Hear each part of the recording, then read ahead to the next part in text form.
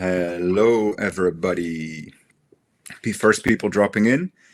I'll wait another 20 seconds to kick off. Hello, Karl-Heinz. Good to see you back again. All the way from Bavaria, Germany. If the people in the waiting room are so kind to briefly introduce yourself and where you're from, it's always nice to know where our audience is based and what kind of people we're talking to. Seeing familiar faces once again, which is beautiful. Another few seconds and then I'll start. Cool. Welcome everybody to another photographer spotlight, this time with George Dian Balan. But he told me he prefers to be called Dian, which is a great name. Never met anyone with that name. First of all, it's a very interactive session, as always. The people that attended some of these sessions before know that you can ask questions anytime, and me or Dian will try to answer them. I have the honor today to speak to Dian, who is the author of the book, The World as It Once Was. And he will tell us all about it in a minute. But he's also a multi-award-winning wildlife photographer and specialized in speaking about and consulting on environmental and climate change issues. It's a very big honor to chat to you today, Dian. I'd say the floor is yours. But first, a very, very brief introduction from your side so people know who they're talking to. Hi, everyone. Hi, Pierre. Thanks so much for this opportunity to be part of this campaign and hopefully make a difference. I will say about me when we get, I think, to the second slide. We can start that. Yeah, already start maybe. Yeah, let me just share the screen. First people dropping in from Germany, from Nepal, which is great. Anyone else in the chat keen to tell where you're from? It's always beautiful to learn. Let me see. Share screen. Hello. Oh, good. Floor is yours. This is the cover of the book, the regular edition. The limited edition looks like this. You'll see it soon. Is that Tim? No, it's not. No, this is Satao. It's Satao in Tsavo. Yeah. And you see, I will tell you later, I have also a 3D replica of Satao. Oh, wow. And I'll tell you later about what is the role in photography of 3D replicas. Beautiful. We will get to that. So maybe we can get to the second slide. Yeah. Here you can see the structure of my presentation today. I'll be quite short in introducing myself. Then I will tell you why I got on this book project. Because of this shifting baseline syndrome, people don't know too much about this. People are not aware which should be the reference baseline. Yeah. Then I will tell you what I think that governments and people should do in order to save megafauna. Then we get to the main photographic question, which is the artistic side of the project. And we will talk about the making of. We'll see that more than 100 photographers contributed to this project, and I consulted about 30 scientific advisors. And then we spend a little bit of time on other logistical issues, and we end up with unveiling the image for this year's campaign, an oryx, Arabian oryx. That's great. That is great. So we can, yes. Here is a little bit about myself. Well, I am an award-winning wildlife photographer. I like spending time in nature. I like finding interesting subjects and spending time with them and learning more about their lives and conveying something about them, through my images. But it's not only this that I'm doing also a lot of research. I'm advising in high-profile environmental cases concerning, European or international issues. And I publish also quite a wealth of different articles, especially about big tuskers, elephants with very big ivory, or about lions, especially I'm targeted on megafauna. Yeah. And here you see on this slide some examples of magazines or books where I provided the image for the cover, or I provided a scientific contribution to, or an exhibition to which I contributed. So these are just some of these examples. And you see, center stage is the book, the limited edition. Yeah. Okay, now maybe we can get to the next slide. This is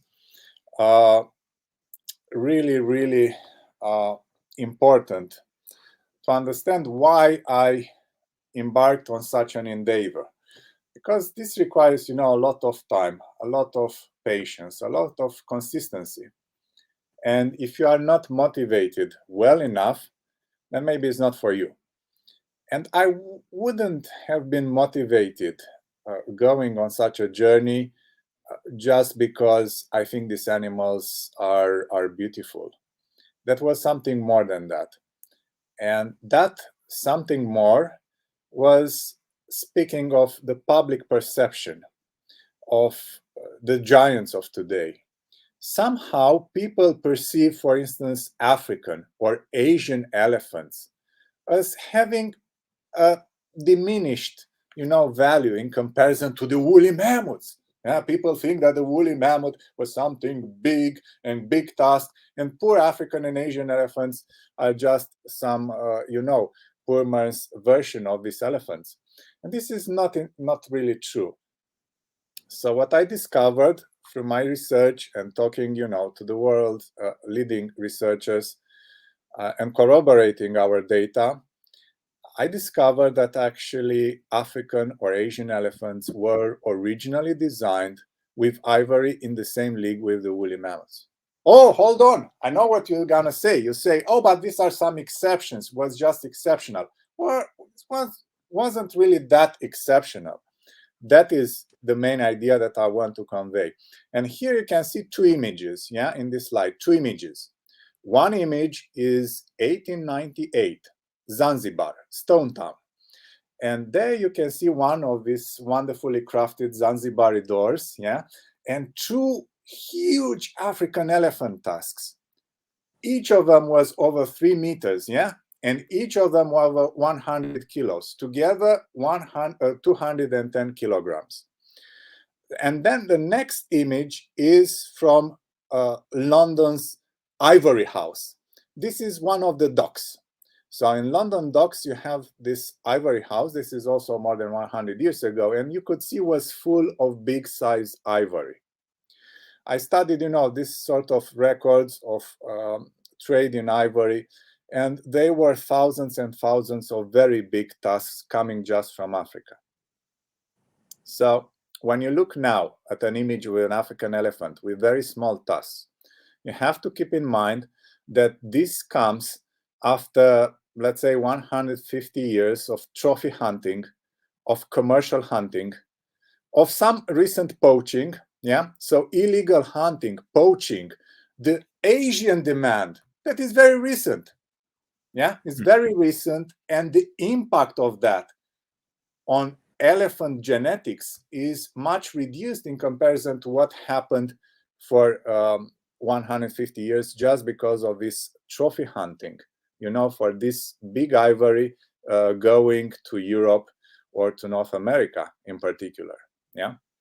So I wanted you to see this kind of images because, seeing is believing.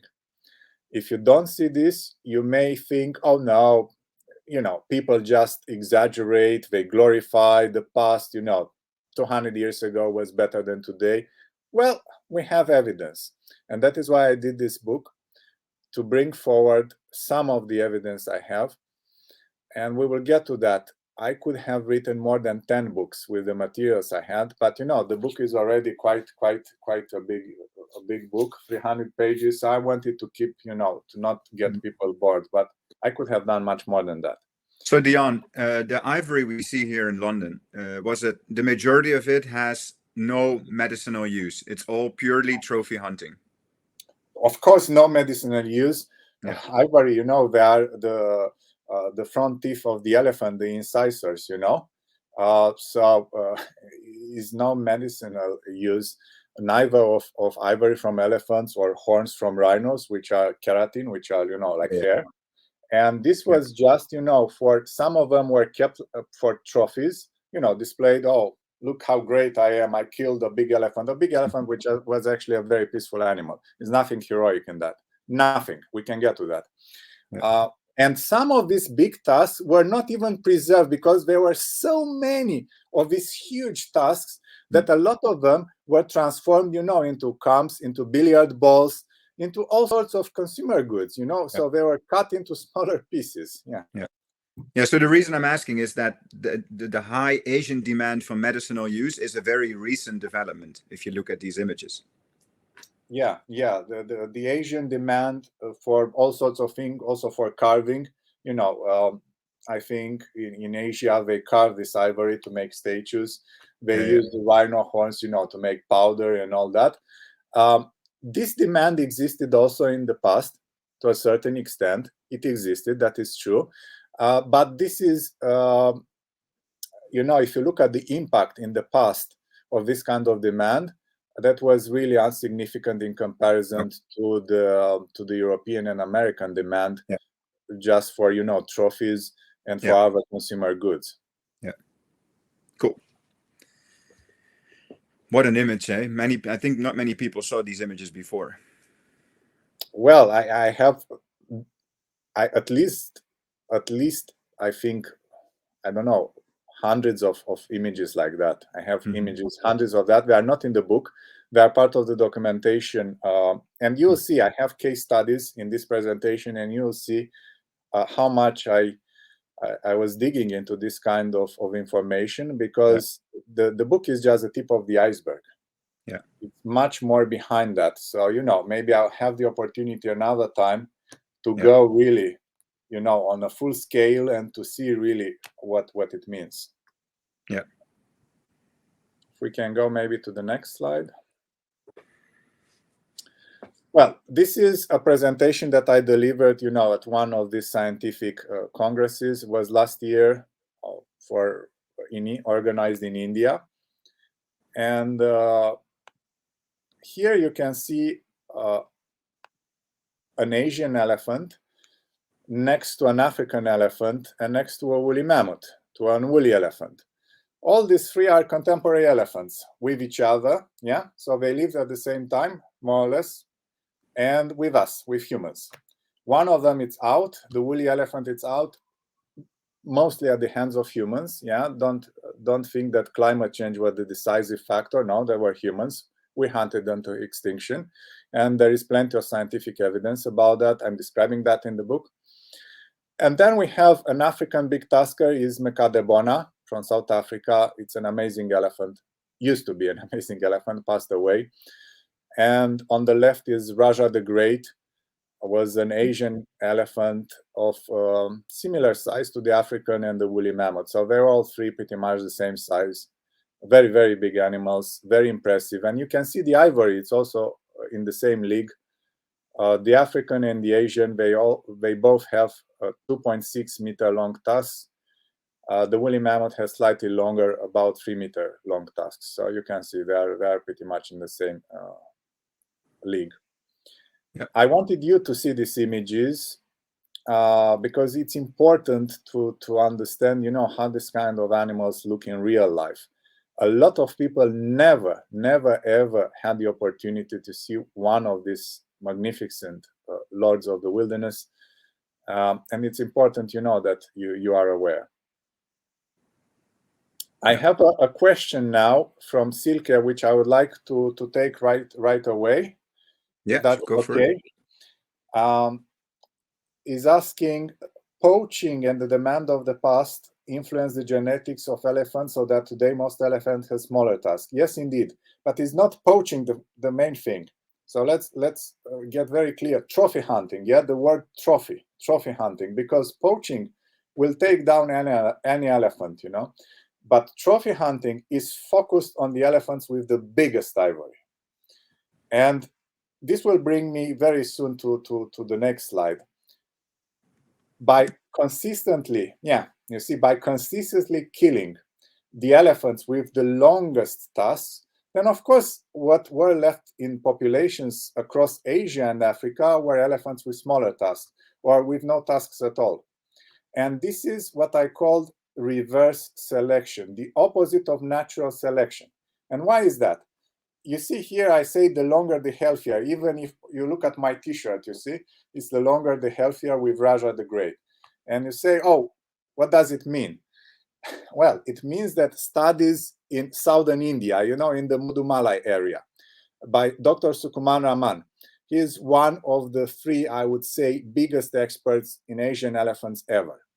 And studies in southern India on a sample of about 40 bull elephants revealed that the longer the tusk of the elephant, the less parasites, the less nematodes in the digestive system, because he analyzed, elephant dung. Elephants are eating a lot, they are producing a lot, so he had a lot of manure, study material. And this is important because this sort of conclusions were reached in other species, in other animals, and it was found a direct correlation between tusk size, length, or antler size or horn size and the genetic quality of the animal. So this is important because if you constantly eliminate, the champions, the animals with superior genetics, then we are basically left with a bunch of losers doing the mating. This is what we get. And the quality of the population is lower, and they are more exposed to epidemics, to pandemics, to disease, to everything, to climate change. In the case of lions, lions with darker manes were eliminated, and so on and so forth. Yeah, so Dian, so you could argue that losing the top end of the cycle is decreasing the overall strength of the species. Yes, indeed. And I see here in the comments here from Abner, almost all Asian elephants I've seen usually have very small to non-visible tusks compared to African elephants. Well, in this image, this is an Asian elephant, and you see it's plowed the earth. This bull passed away this year, and his ivory was 2.6 meters long each tusk. So you see very, very long ivory. They can reach slightly over 3 meters in Asian elephants. In African elephants, they can reach 3.5 meters. And in woolly elephants, they can reach about 4 meters. So in woolly elephants will be somehow the longest, but in African elephants, usually they are heavier than woolly mammoths because they are thicker, and usually African elephants are slightly bigger than woolly mammoths, than woolly elephants. So, if we make a comparison by length, will be woolly elephants number one. If it is by weight, maybe Africans will be slightly higher than the woolly elephant. The Asian will come third in all this, but remember that, there were at least 50 Asian elephants. I found recent images with at least 50 Asian elephants plow the earth like this one. And if you put this into perspective, you take into account that the Asian elephant population is 1/10 of the African elephant population right now. So if you multiply this number by 10, it will mean like 500 recent Asian elephants plow the earth.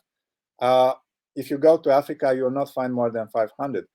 So I think this is very, very interesting observation. And I think my book is really the first to do this kind of comparisons. So Dian, one number that gets thrown around a lot when we refer and talk about super tusks is there's 24 super tusks left in Africa. What is true about that number? Well, I think it depends how you count and how you define a super tusker. I think people should call them big tuskers. I would define a super tusker by length, and I would say that the length of the ivory, length, not weight, should be similar to the shoulder height. So I'll define like that a super tusker, because that will make that elephant really rare. Very few Asian elephants will have like 3 meter long ivory for 3 meter tall at the shoulders, or Africans a little bit, like 3.2 tall and 3.2 ivory. So I would use super tuskers only for those elephants, and for all the others big tuskers, because still it's very big ivory, either long or heavy or both.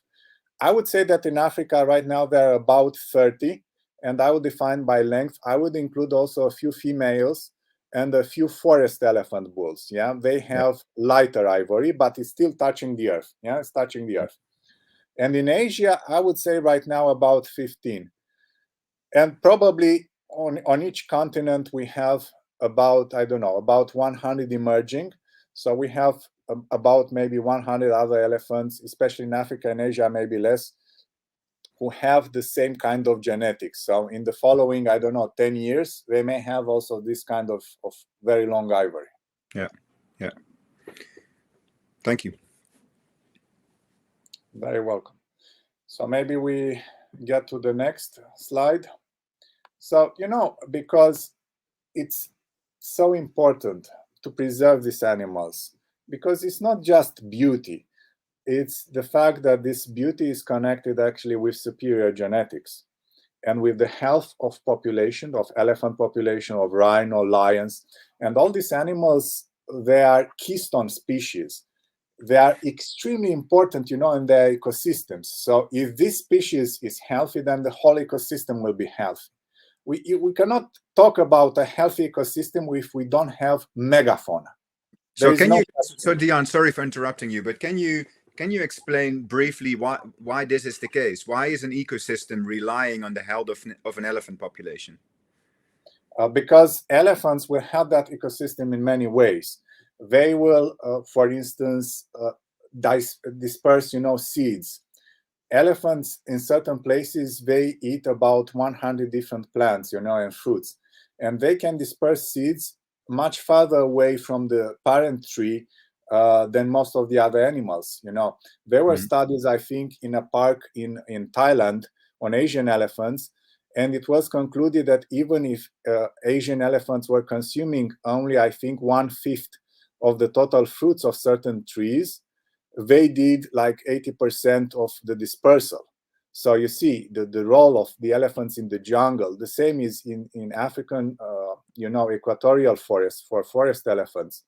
Savanna elephants also, keep in mind that they digest very little. They eat a lot, they digest very little. So when the dung comes out, it comes actually as fertilizer for a lot of undigested seeds. So they are planted with fertilizers around. It cannot be better, you know, for a good start in life for a young tree. Yeah. Then elephants, you know, there is a documentary right now, amazingly done by Mark Dibble and Victoria Stone. You know, they are among the contributors to this book. And it's called The Elephant and the Termite. And it shows how elephants, you know, in the Tsavo ecosystem, where I want, you know, I want to help this ecosystem with the book. It shows how they are digging these holes in which then water is collected. And, you know, they change the whole landscape. They make it, you know, more livable for a lot of other creatures. So in other places, for instance, there are studies, I think, in Zambia, Zimbabwe, about elephants, you know, putting down certain trees and opening a little bit certain forests, so it becomes a mosaic of forest and savanna landscape. And once you have this mosaic, a lot of other species can come there, you know, from impalas to wild dogs to rhinos and all that. So the elephant will be the bulldozer coming first, because studies show that a mosaic landscape, as Europe once was, for instance, it is much more productive than a forest landscape, for instance, a forested landscape. That is why in Europe we used to have the same megafauna as in Africa or in Asia. We used to have elephants, rhinos, in the Netherlands where you are, in Belgium where I am, in Germany, in Romania where I see, you know, there are these participants today's chat. Everywhere we had this amazing megafauna, and was not a big difference in temperature, it was just 1-2 degrees warmer than today. And we had hippos, lions, hyenas. The whole megafauna was in Europe as well. And then when the Ice Age came, we got the same megafauna but cold adapted. So we had elephants, you know, with not so furry, and then we got the woolly mammoths. There was plenty of wildlife in Europe. Incredible. So, you know, I'm describing in my book several such examples. I'm describing the classic examples of wolves in Yellowstone. I'm describing how whales help, you know, ecosystems. I'm describing how big fish species are helping. So, yeah, I highly encourage people to buy the book and to read about all these amazing interactions and look at the bibliography if they want to find out more. Check the names of the scientific advisors. It will be, I think, an enriching experience for everyone. Now, because these animals have so much value, not just because they look so good for our eyes, but because they do so much for us. They help store, now that we're talking about elephants, there are these studies saying also that they help store carbon more efficiently, that they are rendering these carbon storage services, worth billions of euros or dollars, yeah? Mm-hmm. So because we are doing so many good things, then what about designing a set of measures to save them? And of course, one of these measures is banning trophy hunting. Yeah, not banning all hunting. Hunting is good. Trophy hunting is bad. Why? Because trophy hunting is targeting the individuals with the best genetics, and is targeting those individuals in their prime.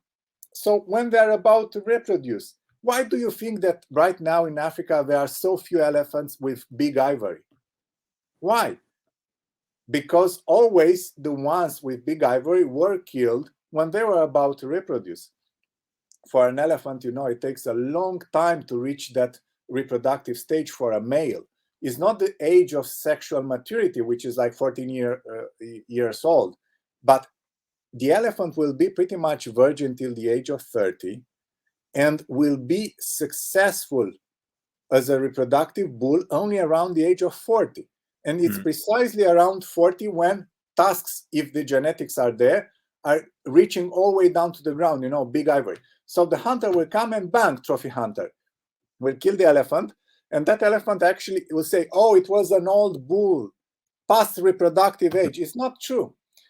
We should not judge these animals by our standards. We should judge them by their standards. They don't have such thing as retirement. We think of people, okay, you work, you have a long career, and then you retire, and then maybe you enjoy a long retirement. It's not like that. These animals, they take a long way to reach their peak, and then they spend a couple of years there, and then decline is sharp and sudden. So there is no retirement. And it's very unlikely that a trophy hunter will really catch on one of these elephants or lions or, wild sheep, wild goats, all these trophy animals. It will catch them really in that maybe 1 year of decline or 2 years of decline or whatever, which is very short, Yeah. So that is one of the things. Here you can see, on the screen, the whole set of measures. I'm briefly explaining in the book each of them. Maybe we go now to the next slide, because one of these measures is about putting 24/7 arm guards to the big tuskers. Yeah, that was an elephant called Ahmed in Kenya in the 70s. We enjoyed presidential protection, 24/7 bodyguards. This is what we would like to do in Tsavo. So, money raised with this book goes directly to Tsavo Trust right now. We would like, to put bodyguards to such elephants, to have armed rangers. This creates local jobs. The local community can see a direct benefit from having these amazing, elephants on their doorstep. And it is enormously important to manage to raise this money. That is why, it's needed at least 25,000 euros are needed. This is the minimum amount to put these bodyguards. We are far from being there, but we hope that, if you order the book, you can, of course, always make a direct donation to Tsavo Trust, which I highly encourage you to do. But if you buy the book, also you have this kind of amazing information about all these animals. And I hope that one day I will be able to develop this book into, I don't know, another book or into a movie, a documentary, so people can see also this kind of animals in motion. And I have already a huge database, where I noted which kind of old video footage is available on which individuals and so on and so forth. So if anyone wants to help, feel free to contact me. That will be, an amazing project to work on. Sorry, Dian, my line dropped, but I'm back, so we can start Yes. sharing. Let's go back to screen share mode. Yeah, here we go. Yeah. So you see, this is the this elephant, bull elephant, was called Kenani, and he is on the logo of Tsavo Trust. Yeah, this organization that I want to help, and I highly encourage you to help. Can we go maybe to the next slide? You see, this is another measure which is complementary to banning trophy hunting. And this is, trophy hunting has to be banned. But on top of that, also the hunting season has to be changed for deer, for moose. And why is that? I talked to Vic van Ballenberger, this researcher spent more than 40 years studying giant moose in Denali National Park, Alaska. I met him personally there, then we kept in touch. I asked him more than 30 questions. He has an amazing book about giant moose. And also I did my independent research to check a little bit two things. One, when do giant moose really mate? Yeah. And the second question, when are they killed by trophy hunters? So what I noticed that the biggest bulls were killed before mating that year. So if you put that into perspective and you think that for that bull giant moose, like for a bull elephant, it took years to reach that stage, maybe it reproduced very little or nothing before, yeah? And when that bull was finally ready to pass on his superior genetics, then the trophy hunter comes and bang, yeah, kills him. So that is why the hunting season for deer, for moose, for all these animals, for wild sheep, for wild goats, is wrongly put because it coincides with the mating season, but it starts actually very early because the mating season has several stages, and actual mating occurs relatively late in the mating season, not at the beginning. But these animals are killed at the beginning. So you see, it's very bad. That is why we don't find giant moose. And here I will tell you another thing that I'm sure almost nobody knew before. Giant moose can sport antlers in the same league with the giant Ice Age deer. Yeah? Have you heard me? Yeah? Giant moose antlers in the same league. And when I did this study, the biggest trophies taken in August till the 18th of September, including the heaviest ever rack, which is 60 kilos, yeah, 60 kilos of antlers. 60 kilos of antlers. The giants are still alive. There are other giant moose with antlers in the range of 25 to 45 kilos. If you look at the giant Ice Age deer, it's also this range, 25 to 45, It's amazing. It's just a different a different spread of the antlers, because the moose will have the front palms and the giant deer will just go, laterally. So it looks more spectacular because it has a bigger spread. But when you put them, on a scale, you'll see that the giant moose, it's actually a slightly bigger animal and has slightly heavier antlers. The age of giants is still today. Yeah? The age of giants is still today, and we are losing them. We are losing them to trophy hunters. And people are not even aware that such giants exist. I talked to people living in those areas, said, look, I have never seen a giant moose with such big antlers. Yeah. Okay, maybe we go to the next slide. So the main photographic question for this book was about the body posture of these very special individuals, because there are so few left. But remember, they were the rule in the past because it's natural selection. Now there are few left in all the species, in antelopes, in deer, in elephants, in lions, in rhinos, in bears. Yeah, there are very few left of important size. And the main photographic question was, if you go and visit Versailles, in front of that, you have the statue, you know, of Louis the 14th, you know, the king's son. And that statue is there, looks magnificent. So this is the kind of question that I ask myself. If we were to raise a monument, a statue to a species, what would that look like? Yeah. And in this amazing image with a kudu bull taking in Etosha, Namibia, you can see what I mean. And these are the kind of images I selected for the book. And here I think we can spend hours, because I don't think there is any other professional or amateur photographer who spent as much time as me on trying to find, you know, the perfect angle, the perfect body posture for a particular species, and then for a particular individual. Yeah. So we can talk a lot about that, and you'll be surprised that some of the things you think you knew, you don't know. Yeah, I can ask you, for instance, the question: what do you think is the best angle to photograph a European bison, and why?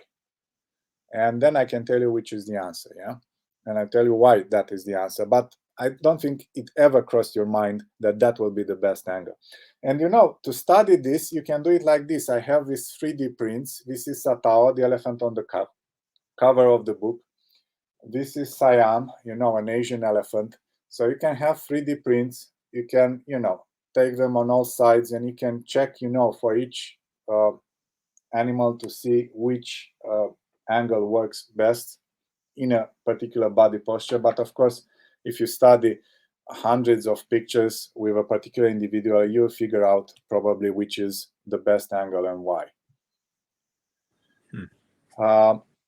I see here, I will get now to 2 comments to keep up with the comments. I see a comment about the Asian big tusker, that it was from Kabini, Karnataka. That is very true, yeah. That was Bokeshwar, or Mr. Kabini. You'll find some of his story in the book, yeah. And then I see a comment from Ashok. He would like to know about more about reverse selection and natural selection. Well, it's very simple here, because natural selection, I'm not aware of someone reversing Darwin's theory, right? The selection, it works of the fittest. So the fittest animals are selected by their mates to perpetuate the species. This is natural selection. Reverse selection is actually killing the best seeds. You know, it's like if you want to do agriculture, right?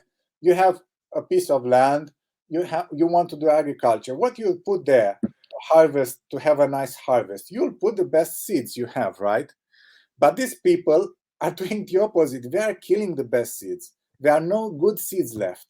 So you want to do agriculture, you have a very bad harvest, because will not be resistant, you know, to pests, to parasites, will produce very little, you know, will be of poor quality. It's the same here with these animals. If you always kill the ones with the best genetics, and you know, in this book I explain in a large amount of detail how this natural selection works in animals with large display weapons, but you'll see these weapons are actually not used too much for fighting. They are more for display. They are called honest advertising. They show the true health condition of the bearer, yeah, of the animal which carries them. You cannot lie with this kind, because if you don't have the good genetics and if you are not healthy, then you cannot produce, you know, impressive antlers as a giant moose. You cannot produce big ivory as an elephant. You cannot have a big dark mane as a lion. Yeah, as simple as that. And females, they know that. There are studies done on all these animals, and they show that females have preferences for this kind of males. Yeah, because they know that these are the health certificate. You know, the longer tusks, the bigger antlers or horns, the darker manes. Yeah, there are studies about that.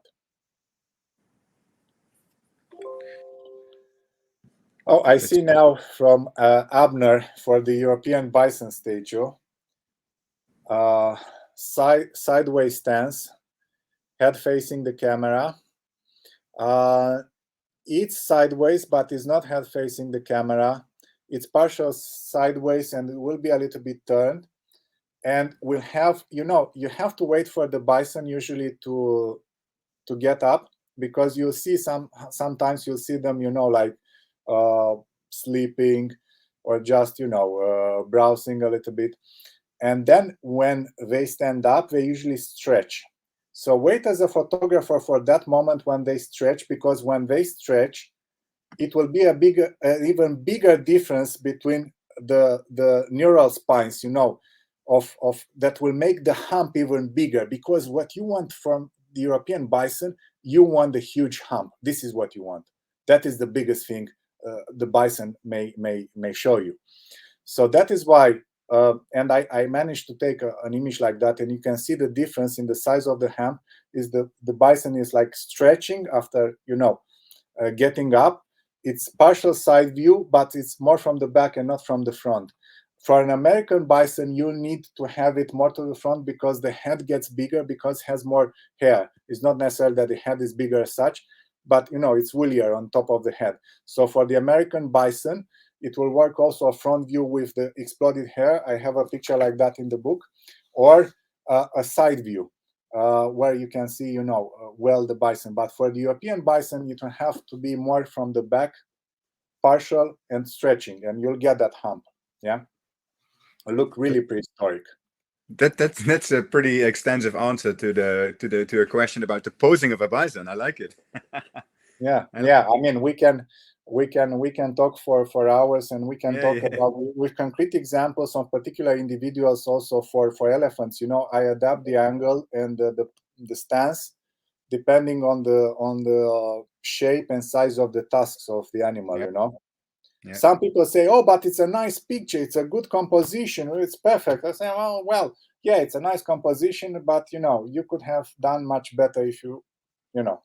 So I'm having a question for you as well, Dian, and that is, I mean, after doing all that research and after telling people that we're losing all this megafauna, where's the hope in this story? Is there hope still left? And if there's hope, how would you describe hope in this narrative? Well, there is still hope. I like to believe that, because otherwise, why would I wake up in the morning? Why I would have done this project? I still have some hope.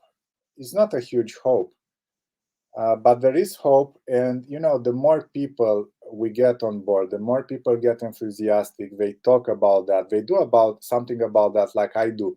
And when you want to do about that, you invest time, you invest money. You put your money where your words are. Yeah, and this is what I'm doing.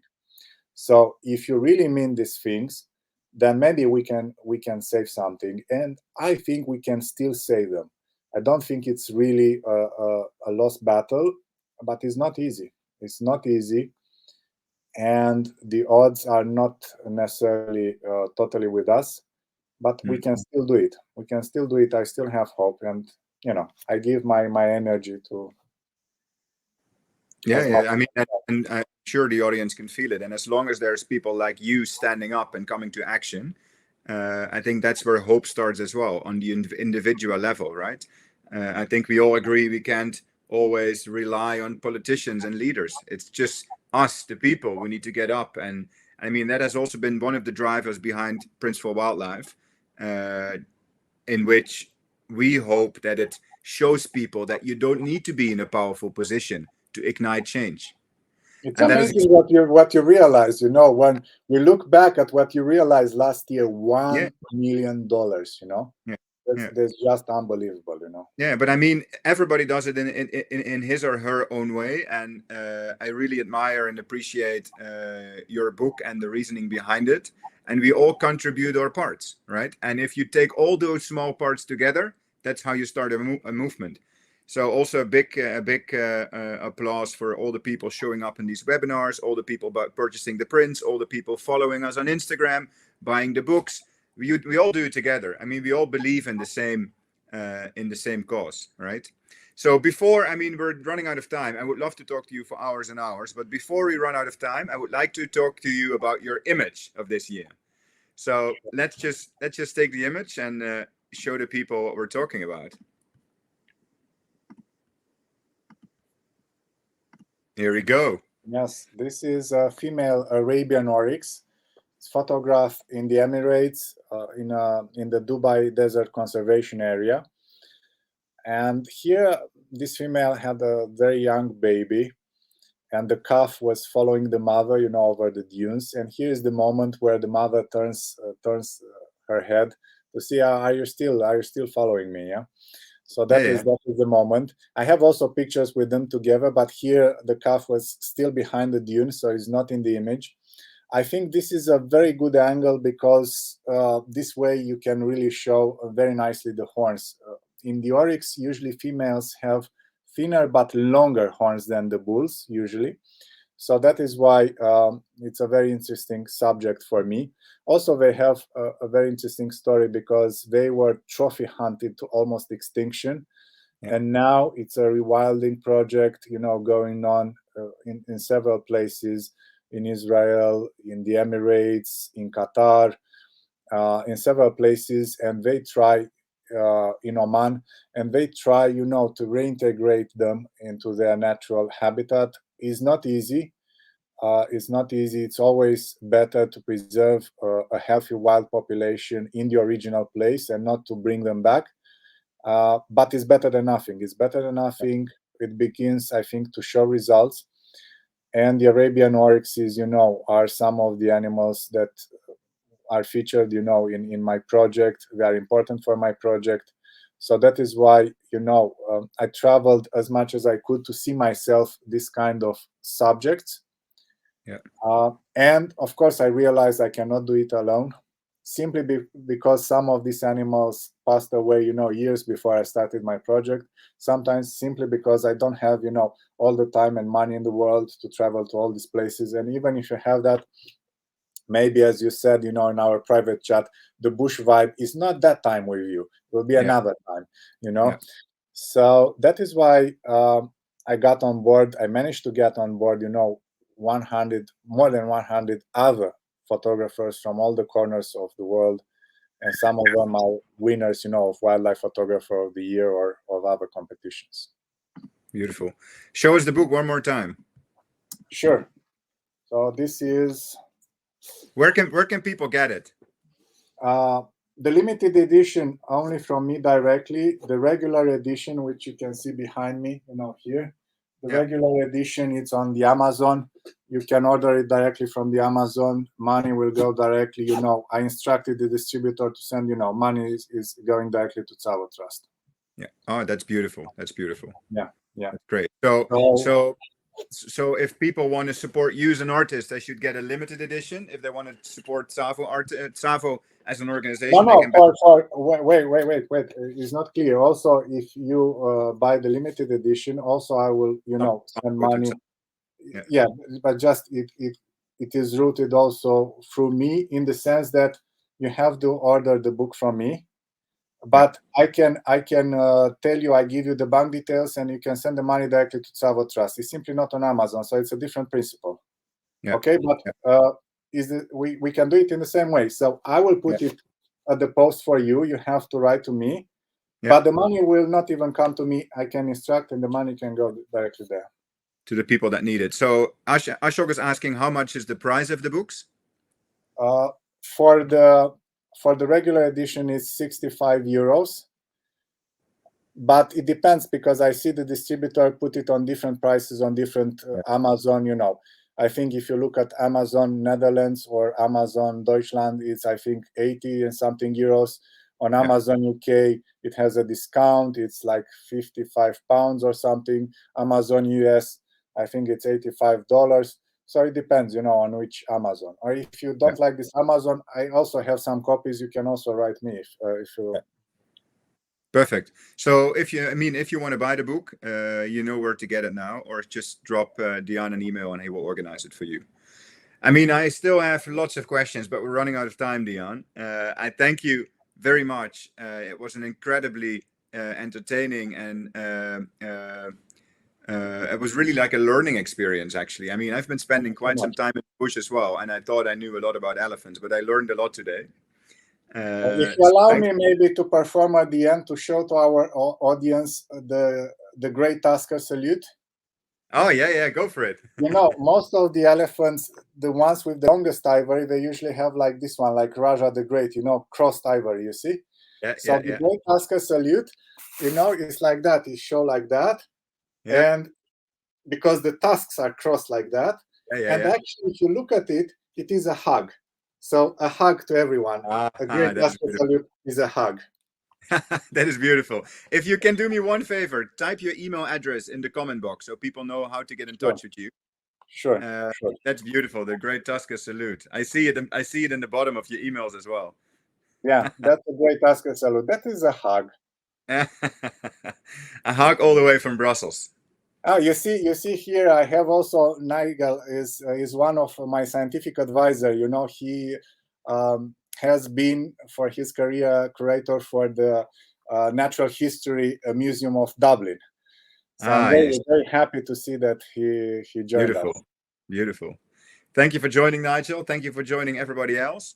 The sale is going live on August 28th, which is in a bit under 2 weeks from now. We announced it yesterday on social media and our website, which means that also Dian's image of the Arabian oryx will be live that day, as well as 99 other images, and we will be adding new images every week. And as you know from previous campaigns, some of the images sell out really quickly, as quick as 24 hours. So make sure to sign up for a newsletter. We will be sending out a print catalog very soon, which means you get a sneak preview into all the 100 first images, and you can start securing your favorite ones. Thank you, everybody. Thank you, Dian. It was a big honor. Until we meet again. Here we go. See you, brother. Bye-bye.